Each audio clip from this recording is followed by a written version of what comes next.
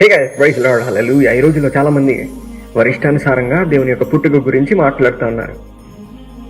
ఏదైతే విచిత్ర పుట్టుకనో, దిక్కులేని జన్మనో, రాజు అయితే పశువుల పాకలో పుట్టడం ఏంటోనో ఎన్నో విధాలుగా అపహసిస్తూ ఉన్నారు. వారందరికీ కొన్ని విషయాలను ఈరోజు నేను తెలియపరచాలని ఆశపడతా ఉన్నాను. మొట్టమొదటిగా, నా దేవుడు రాజు కుటుంబంలో పుట్టలేదేమో, రాజులు సైతం వణికించాడు. నా దేవుడు ఈ లోకాన్ని ఏలే రాజుగా పుట్టలేదు, కానీ ఈ లోకాన్ని రక్షించే రక్షకుడిగా పుట్టాడు. ఒక తండ్రి తన కుమారుణ్ణి ఉన్నత స్థితిలో చూడాలని ఏ రీతిగా అయితే కష్టపడతాడో, నన్ను హెచ్చించడానికి ఆయన పశువుల పాకలు పుట్టి తన్ను తగ్గించుకున్నాడు. ఏదైతే దిక్కులేని జన్మని నువ్వు అంటా ఉన్నావో, ఈరోజు ప్రపంచ దేశంలో ఏ దిక్కుకి వెళ్ళినా ఆ రక్షకుడు గురించి తెలియని వారు లేరని గుర్తుపెట్టుకో.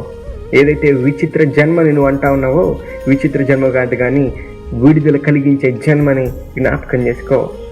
ఒక శత్రు రాజ్యం నుంచి కాపాడే వాడినికి దేవుడైనప్పుడు, ఒక పాప నుంచి విడుదల లేని ఆ విడుదల కలిగించి రక్షించిన వాడు నాకు దేవుడయ్యాడు.